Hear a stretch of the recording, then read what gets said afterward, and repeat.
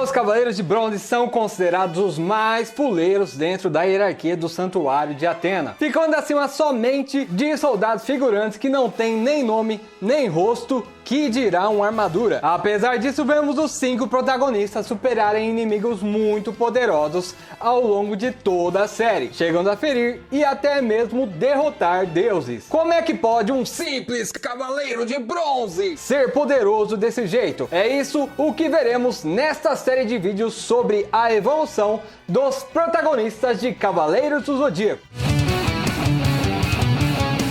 Eu sou o Ed, seja bem-vindo ao Hypermito, o melhor e maior canal de Cavaleiros do Zodíaco segundo o Lázaro Gongorgônio. Tudo bem com você? Eu espero que tudo ótimo, e antes de começar, vocês viram que o botão de like tá soltando até fogos de artifício agora? Testa aí pra você ver que da hora. E assim também você ajuda a gente a saber que tu gosta de vídeos assim e trazer cada vez mais conteúdo desse tipo. Mas para que esse canal possa evoluir assim como os Cavaleiros de Bronze e você possa continuar a receber conteúdos de qualidade de Saint Seiya, o anime mais evoluído da história do Brasil, toda semana aí no seu YouTube, aí não tem outro jeito, só se inscrevendo mesmo nesse botão aí embaixo. Já aproveita e ativa também a sineta, senão o YouTube nunca mais vai te entregar um vídeo novo deste canal. Agora chega de sentimentalismo! Como que vai funcionar esse ranking? Primeiro, vamos estabelecer o poder inicial de cada personagem. Depois, vamos analisar em quais lutas eles precisaram evoluir, em quais eles superaram seus limites e ficaram mais fortes, e em quais eles já tinham poder suficiente para vencer o adversário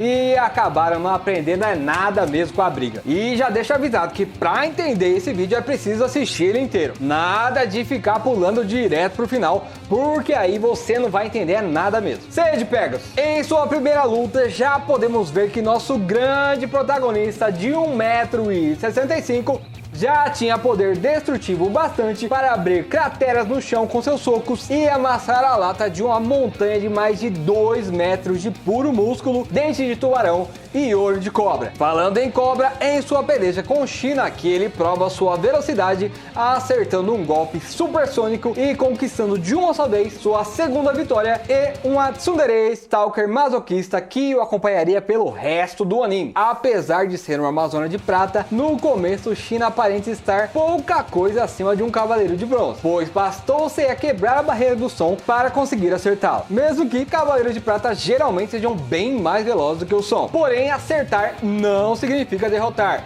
Não temos como dizer que se China estivesse com sua armadura e se a luta prosseguisse até o fim, Seiya teria condições de vencê-la naquele momento. Inclusive, podemos supor que isso provavelmente não aconteceria, já que Seiya tem dificuldade até mesmo em sua luta contra Gek de Urso, sendo encurralado por ele e vencendo somente graças a Marin, que não deixava o Ki de Seiya cochilar durante as aulas. A luta de Seiya contra Gek não deixa dúvidas de que ele não era um Cavaleiro de Bronze comum, já que conseguiu despedaçar a armadura de ouro do urso. Despedaçou a armadura de ouro do urso? Pois é, começo do anime e o Seiya já estava vencendo o Cavaleiro de Ouro. Seiya inicia a história como um guerreiro mais básico, assim como a maioria dos protagonistas dos animes clássicos. O cara que vai evoluir ao longo da jornada, superando as adversidades. Apesar de desde o começo já não ser um qualquer. O pé de pano está na categoria bronze superior, justamente porque todos os Jabuzetes estão nos níveis bronze médio e inferior. Porém, não podemos ignorar que Seiya já era capaz de acertar China, por isso, apesar de estar no nível de bronze superior,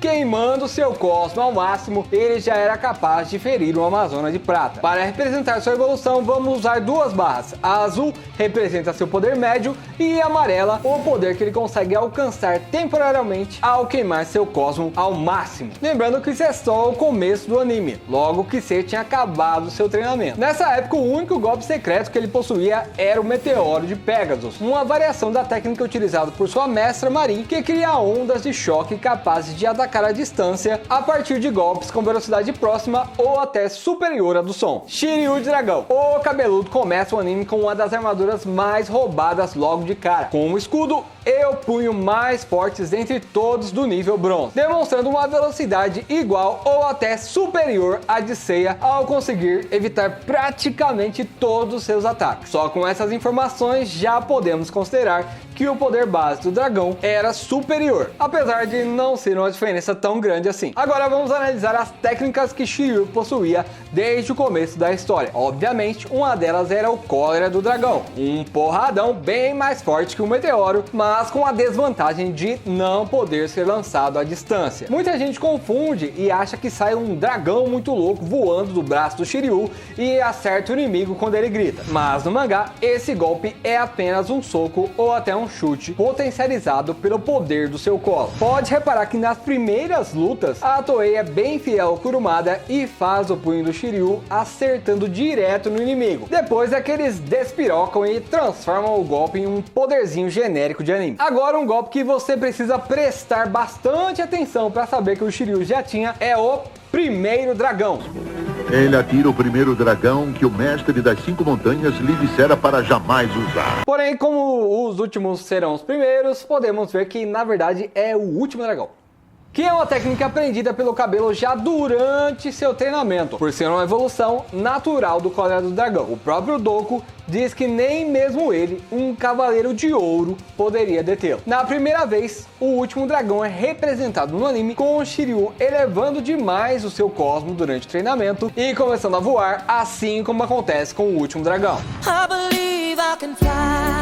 Shiryu é salvo pelo seu mestre que grita para ele parar e então o corpo dele é arremessado pelo seu próprio poder. Já no mangá não temos essa cena, mas o mestre diz que, apesar de ter um golpe invencível, Shiryu está proibido de usar, pois o próprio corpo dele não resistiria e ele acabaria morrendo. Então podemos dizer que, assim como explicado por Doku, o Cavaleiro de Dragão já tinha uma técnica capaz de derrotar até um Cavaleiro de Ouro desde o começo. Mas é difícil acreditar que ele conseguiria fazer isso na prática, pois sem dominar o sétimo sentido, Shiryu seria como uma tartaruga correndo com a granada nas costas. Poderia até ter um golpe invencível, mas faltava velocidade para usá-lo em um Cavaleiro de Ouro. O poder oculto de Shiryu era muito superior ao de Sei nessa época, mas por não poder usá-lo sem o inconveniente de dar uma morrida, ele precisava se limitar a lutar com algo próximo ao seu cosmo base. Ainda não vamos avaliar a luta entre os dois agora. Antes disso, vamos ver os níveis iniciais do loiro nórdico de olhos azuis. Yoga de Cisne era um dos cavaleiros mais versáteis no começo da série. Ele tinha, por exemplo, o Círculo de Gelo, uma técnica capaz de imobilizar o Cisne Negro e que posteriormente deteve até Miro temporariamente. Vamos ver conforme esse ranking que Yoga não evoluiu tanto assim desde seu treinamento até o começo das 12 casas, porque afinal de contas ele já começa a história muito apelão. O Círculo de Gelo já daria uma enorme vantagem ao Cisne contra qualquer Cavaleiro de Bronze, porém ele não possui um fator ofensivo, diferente do Pó de Diamante, que pulverizou a armadura do belo Witch de Hydra devido às suas temperaturas mais baixas do que a votação do democrata cristão Emael. Um democrata cristão. Uma variação dele permitiu a Yoga reverter o golpe fantasma de Fênix, e ele conseguiu congelar até as chamas de um Cavaleiro de Prata, uma técnica que é capaz de atacar à distância e que eleva Yoga no mínimo ao nível de um Cavaleiro de Prata inferior. Apesar de muito útil, inimigos com resistência ao frio, como o Cisne Negro, ou com armadura de prata, como o Babel de Centauro, ainda podem sobreviver facilmente ao Pó de Diamante. No anime, Yoga utiliza o Trovão Aurora, um golpe que produz uma corrente de ar frio violenta que causa danos físicos além de congelar o inimigo. No mangá, temos o Turbilhão de Gelo, que apesar da pose diferente, tem exatamente o mesmo efeito. A Toei deve ter achado que seria estiloso o Yoga dançar um balezinho ali, já que ele era russo. Um democrata cristão. Essa habilidade coloca Yoga pelo menos no nível de um Cavaleiro de Prata médio, pois com ela ele consegue derrotar Babel sem grandes dificuldades, principalmente no mangá. Lembrando que lá ele foi enviado sozinho para derrotar todos os 9 Cavaleiros de Prata no torneio, e mesmo no anime fica claro que o Cisne é quem dá mais trabalho ao lutar contra Ikki. Ao usar todo o seu potencial, Yoga estaria próximo aos Cavaleiros de Prata mais fortes desde o começo, porém seu poder base era provavelmente o de um Cavaleiro de Prata médio. No filler do Cavaleiro que tem medo da polícia, Yoga ainda mostra o golpe congelante que serve para imobilizar as pernas de inimigos grandes, mas não não é uma técnica muito efetiva contra qualquer adversário e acaba sendo útil só nesse episódio mesmo, já que deixa o usuário muito vulnerável e ao longo da série a Toei esqueceu que ela existia. Quem também esquece de usar suas 1001 habilidades é o Shun de Andrômeda. Seu golpe mais básico é a corrente de Andrômeda, com o qual ele dispara sua corrente em alta velocidade contra o inimigo. Um ataque que no mangá é capaz de derrotar facilmente inimigos do nível bronze, como o Andrômeda Negro ou mesmo prata, como o Dante de Cerbero. No anime, Shun chega a derrotar até o Cavaleiro da Medusa com ela. Não, na verdade esse aí é só o Cavaleiro de Perseu. O da Medusa é essa lenda aqui, ó. Outra habilidade das correntes é a Nebulosa de Andrômeda, que é aquela em que Shun faz um tapete com as correntes ao redor dele, impedindo que os inimigos se aproximem.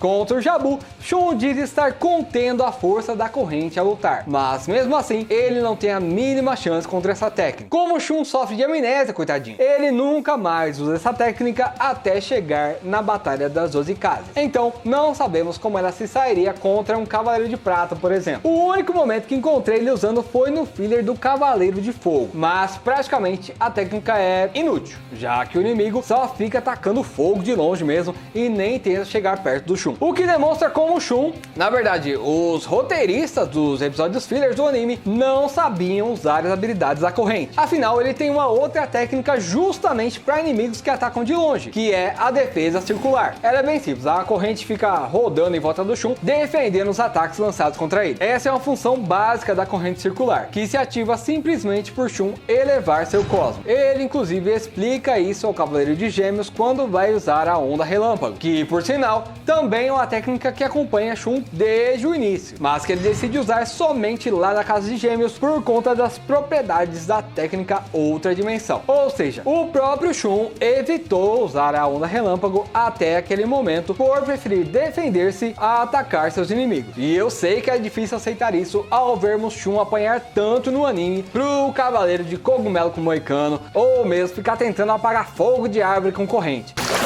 quando poderia simplesmente derrotar o cara que tá atacando fogo. Mas o Cavaleiro de Andrômeda já tinha todas essas habilidades e ele não as usa simplesmente porque os roteiristas não sabiam que ele tinha. E eles nem tinham como saber, na verdade, já que Kurumada vai revelar esses golpes só lá no arco das 12 casas. Para os roteiristas do anime, o Shun tinha só essas duas técnicas para usar, quando na verdade ele não apenas tinha mais essas duas, como também possuía a Tempestade Nebulosa. Acho que essa foi a vez que eu consegui demonstrar mais visualmente nesse canal o porquê do Shun ser tão diferente no anime e no mangá. Os roteiristas da Toei Animation não sabiam direito a extensão dos poderes dos personagens. Hoje em dia é fácil pra gente olhar pra trás e ficar apontando incoerências, mas talvez nem o próprio autor do mangá tivesse certas coisas planejadas desde o começo. Pelo mostrado até então, ao escrever o roteiro de um episódio filler, ou seja, um episódio que só existia no anime, o cara provavelmente se baseava em um personagem com esse poder aí, ó, no máximo de um Cavaleiro de Prata inferior. Mas posteriormente o mangá revelou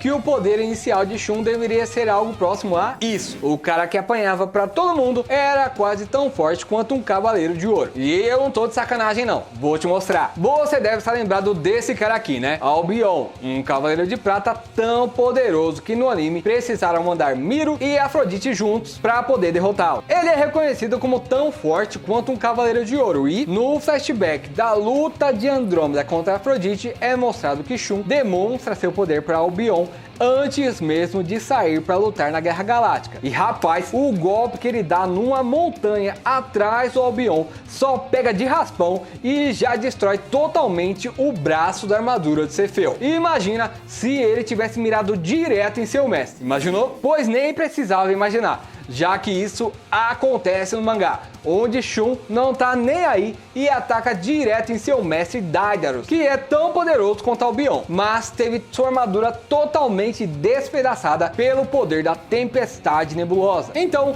a cor rosa vai ser o poder base de Shun, ou seja, o limite que ele costuma usar para lutar, mas ao usar seu poder oculto, ele poderia atingir o nível da barra amarela, desde o começo da história. Porém, ele não faz, segundo ele mesmo, e seu mestre, mestre por ser contra a violência. Ao contrário de seu irmão Ikki de Fênix, que não tem pena mesmo de vagabundo. Esse aí desce o braço sem dó. Um feito muito bom para exemplificar o nível de força de Ikki, infelizmente é mostrado só na revistinha, só no mangá que aparece. Ele derrota todos os Cavaleiros Negros sozinho e sem vestir a armadura. Ikki no anime.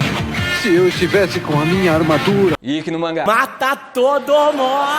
A armadura de Fênix tinha sido roubada e para poder pegá-la de volta, Ikki precisou vencer todos os Cavaleiros Negros figurantes, os principais que aparecem no anime e até o Jango. Para ter uma ideia da dificuldade desse feito, o Grande Mestre tinha enviado Chaka de Virgem para cumprir essa missão. Ou seja, aos olhos do Santuário, nenhum Cavaleiro de Prata com armadura poderia ter feito tudo isso sozinho. Mas o Cavaleiro de Fênix fez a limpeza tranquilão e ainda tomando ventinho nas costas. Só com esse feito aí já podemos colocar o Ikki sem armadura pelo menos no nível de um Cavaleiro de Prata superior. O cara era uma máquina. Claro que ele não deitou a ilha toda na base do soco. Para isso, ele também usou suas técnicas secretas. O Ale Fênix, um golpe muito potente que pode vencer vários inimigos de uma vez só, além do golpe Fantasma de Fênix, que ataca diretamente a mente do inimigo e, segundo o próprio Saga, é tão poderoso que consegue competir até com o Satã Imperial. O problema aqui é o mesmo do menino Shiryu com o último dragão. O Ikki precisa acertar o golpe Fantasma para ele fazer efeito. E sem o sétimo sentido e a velocidade da luz, ficaria bem difícil isso acontecer contra um Cavaleiro de Ouro. Por isso o poder total dele fica assim acima de qualquer Cavaleiro de Prata, mas dificilmente Ikki conseguiria vencer qualquer um dos Cavaleiros de Ouro no começo da história. Bora para a conclusão do ranking, vamos ver as posições de cada protagonista de acordo com seu poder base, que é o poder médio que eles usam em cada luta assim que eles saem de seus respectivos treinamentos, antes mesmo de começar a Guerra Galáctica. Mas primeiro eu queria agradecer ao Alex Santos, ao Guilherme de Menezes e ao João Ricardo Félix Bueno, que fizeram doações pelo Valeu Demais. Esse coraçãozinho que fica aí embaixo. Isso ajuda demais porque eu faço praticamente tudo sozinho aqui. Agora só faz os shorts, mas eu que edito eles também. Então esse tipo de apoio é muito importante para eu conseguir dedicar cada vez mais tempo ao canal. Falando em apoio, se você preferir, agora nós temos a assinatura de membros, que você pode assinar pelo botão Seja Membro aí embaixo. Tem algumas recompensas que são mais simbólicas mesmo por enquanto. Não vou dizer que, nossa, você vai sair ganhando muito por assinar os membros desse canal. Não, vai ter sim algumas vantagens que vão estar descritas aí embaixo, mas por enquanto é algo mais para quem gosta do trabalho que a gente faz e quer ajudar mesmo. Posteriormente, a ideia é colocar sim recompensas mais legais, como sorteios, conteúdos exclusivos, porém, tudo vai depender da quantidade de membros que forem se inscrevendo com o tempo e se você tiver alguma sugestão de recompensa, deixa aí nos comentários que, se der, a gente adiciona. Antes mesmo de anunciar, na semana passada já tivemos 2 membros. Então eu queria deixar meu muito obrigado ao Caio e ao Rodrigo. Vocês são foda, valeu! Quem começa em desvantagem é o Cavalo de Asa. Como eu falei agora há pouco, é bem comum o protagonista começar como um guerreiro mais básico em anime, justamente para ele ir superando seus limites. Tem gente que acha que porque ser o protagonista, ele precisa ser o Saitama. Tem gente que nem sabe quem é o Saitama também. É esse cara aqui, ó. Ele vence qualquer inimigo com um soco só. Quando é justamente o contrário. A graça está em ele ir enfrentando inimigos cada vez mais fortes e superá-los para crescer ao longo da jornada.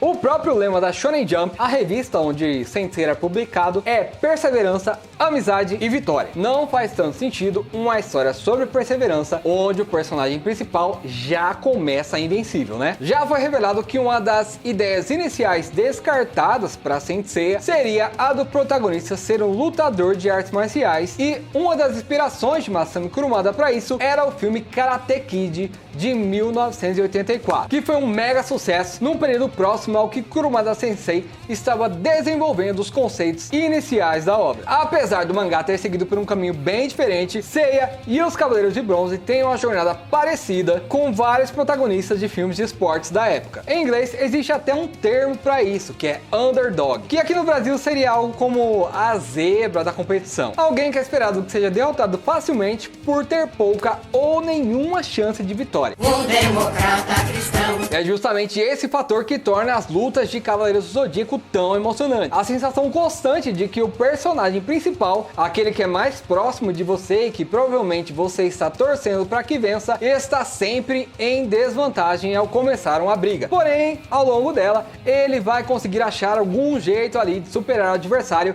e reverter a sua ação. Tanto é assim que Seiya começa mais fraco que Shiryu, mas quem é que ganha a luta entre eles? Nesse ponto, Shiryu tem bastante em comum com ele. Muita gente diz que Shiryu tem as lutas mais marcantes do anime, e isso acontece porque ele quase sempre tem que se superar durante elas. Compare as lutas do Shiryu com as do Ikki, por exemplo. A mais memorável do Cavaleiro de Fênix é sem dúvida a que ele tem com Shaka de Virgem, justamente porque Shaka, diferente da maioria dos inimigos, representa um desafio real para ele. É bem legal sim ver o Cavaleiro de Fênix chegando e resolvendo a sua ação sem nenhuma dificuldade, mas é muito mais emocionante quando você sente que o personagem passou por algum perrengue para poder ganhar. Shun fica em terceiro lugar justamente pelas restrições que ele impõe a si mesmo. Na maioria das batalhas, Shun fica enrolando ao invés de lutar. No anime, a impressão que temos é de que ele é um peso morto, que é um inútil, mas essa também devia ser a impressão que os roteiristas tinham do personagem. Afinal, Kurumada só vai revelar que Shun possuía um grande poder oculto lá no final das 12 casas, o que levou a Animation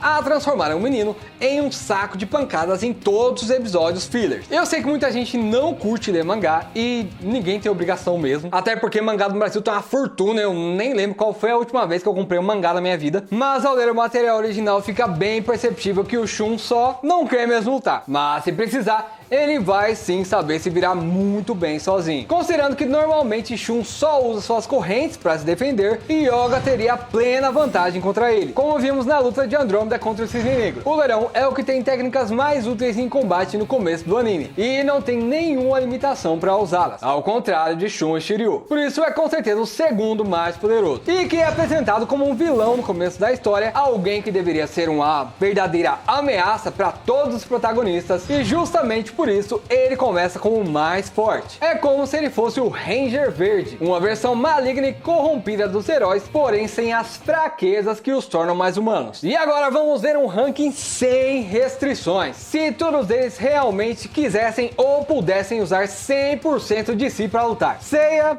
continua sendo mais fraco, pois ele não é como o tema de Lost Canvas, que do nada pode ser dominado pelo Cavaleiro de Pegasus lendário e entrar no modo automático descendo a porrada em todo mundo. Ou o Koga do Ômega, que pode ser tomado pelo Cosmo das Trevas e virar o capiroto em forma de guri. Seiya precisa despertar seu Cosmo aos poucos até recuperar seu patamar de matador de deuses de suas encarnações passadas. Tanto é que em várias lutas ele quase morre para inimigos que nem são considerados tão poderosos assim, como o Pegasus Negro ou Asterion de Kanji Kasa. Já o Sub-Zero japonês cai para a posição número 4 se considerarmos os poderes totais dos outros, porque Yoga não se segura em suas batalhas. Quando o Cisne briga, ele tá na porradaria sincera mesmo, não tendo nenhum motivo para se segurar durante o combate. E que é muito forte, mas quando luta, ele também não faz corpo mole. Por isso ficaria em terceiro lugar ao levarmos em conta tudo o que cada um pode fazer. O Golpe Fantasma de Fênix é sim muito poderoso,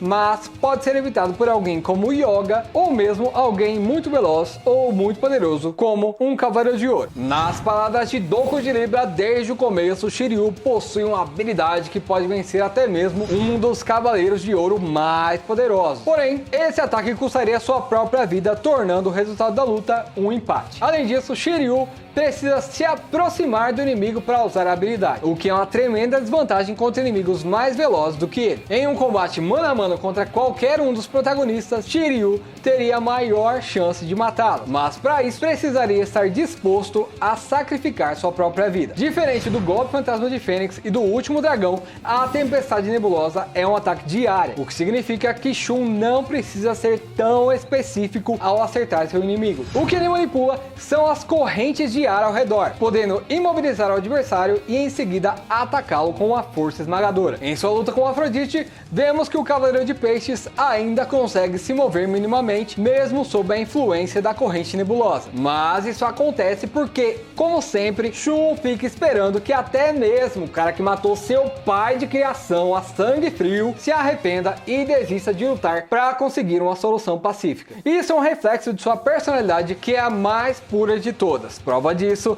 é ele ser escolhido como receptáculo de Hades. Porém, se não tivesse a sua maior fraqueza em combate, que é o seu coração pacífico, e usasse seu poder ao máximo o tempo todo, Shun teria a técnica mais roubada de todos os Cavaleiros de Bronze desde o começo da história, e também cosmos suficiente para usá-la de forma bem efetiva. Muito bem, nesse vídeo nós estabelecemos os níveis iniciais de cada um dos personagens, e no próximo vamos ver o que muda na Guerra Galáctica, na Saga dos Cavaleiros Negros, na dos Cavaleiros de Prata e assim por diante. Eu ainda tô terminando a segunda parte, mas ela deve sair no máximo até a semana que vem. Muito obrigado por assistir até aqui, eu espero que você tenha gostado do vídeo. Não esqueça de deixar o like, se possível compartilhar este vídeo, que ajuda demais, e se você quiser nos apoiar ainda mais, confere aí na descrição os links da nossa loja, link de afiliados para você comprar o que quiser lá na Amazon e ainda apoiar o canal, além do Pix e do PicPay, caso queira só ajudar mesmo com alguma doação. E se quiser ver um ranking completaço de todos os Cavaleiros de Prata, clica nesse vídeo que vai aparecer aqui, ó. Valeu, até mais! Não sei.